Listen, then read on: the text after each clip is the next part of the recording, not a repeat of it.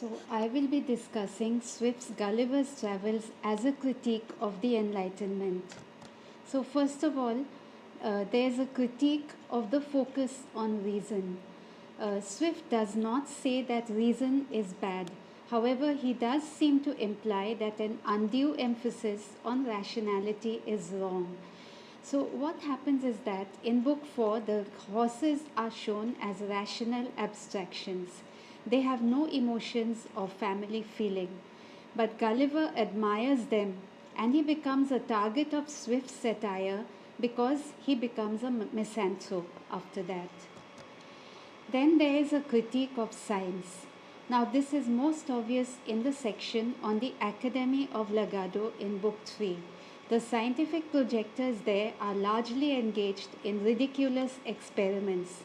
The practical results are seen in the desolate landscape of Balnibarbi. And in Laputa too, we see the impractical pursuit of astronomy and maths. And in fact, the philosophers have their wives having affairs with people from Balnibarbi. And in Brobdingnag, the giant king, who is one of the satiric positives of Swift, he speaks of how only practical knowledge of farming is necessary. Then we have a critique of the concept of human progress and human perfection. As we progress from book 1 to book 4, there is a growing sense of human wickedness shown in the incidents which launch Gulliver on each of his strange adventures. So, in book 1, he is shipwrecked. There is no human agency involved. In book 2, he is abandoned. But this can be justified as his shipmates were being chased by a monster. In book 3, he is set adrift by a pirate who is a fellow Christian and a fellow European. In book 4, he is the victim of something like parricide. His own sailors mutiny and cast him off.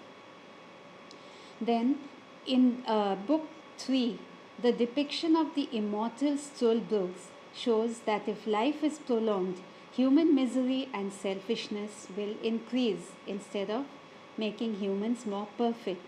And when he looks at history on the island of Glubdubdrib, he sees how men have become worse and worse as the ages have passed. And finally, in book 4, we see how the Yahoos, who are humans, they are actually so much worse than the horses.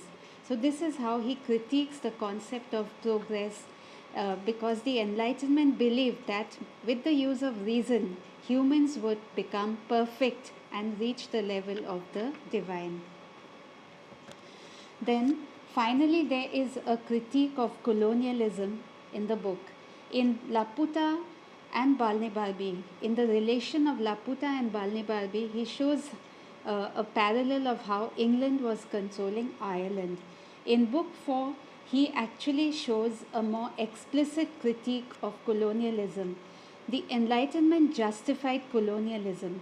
Europeans claimed that they were carrying progress and civilization to the colonized countries. Swift, however, talks of European colonizers as savage pirates who repay the kindness of natives by taking over their land and butchering them.